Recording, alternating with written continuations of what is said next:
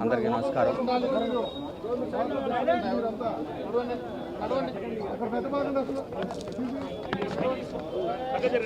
చాలా బాధాకరం, దుఃఖం. తెలుగు చలనచిత్ర పరిశ్రమ కాదు, భారతీయ కళారంగం ఒక గొప్ప ధ్రువతారను కోల్పోయింది. కోటా బాబాయ్ మహోన్నత నటుడు. నాకు తెలిసి ఇండియాలోనే ఒక ఫైనెస్ట్ యాక్టర్ కోటా శ్రీనివాసరావు గారు.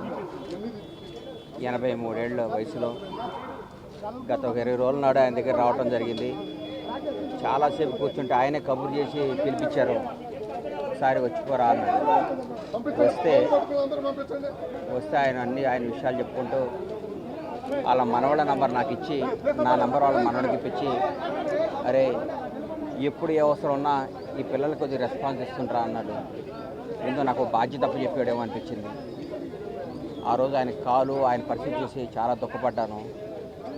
ఎందుకంటే ఆయన నటుడుగా ఆయన చేసిన పాత్రలు, ఆయన చేసిన విధానం, ఆయన జరిగిన జీవన శైలి, ఆయన బతికిన జీవన శైలి ఓ అద్భుతం.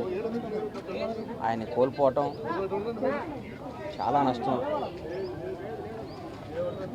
చాలా నష్టం జరిగింది కళామ తల్లికి. ఒక గొప్ప నటుని కోల్పోయాం. చరిత్రలో ఒక తెలుగు చలనచిత్ర పరిశ్రమ చరిత్ర రాస్తే కోటా గారికి ఒక పేజీ ఎప్పుడూ ఉంటుంది. ఒక మహానటుని కోల్పోయాం.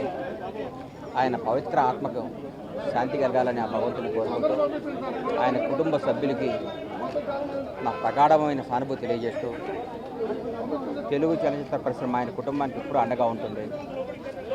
వాళ్ళ కుటుంబానికి మేమందరమే ఎప్పుడు ఒక బిడ్డలాగా, ఒక ఆత్మీయులాగా నిలబడతాం.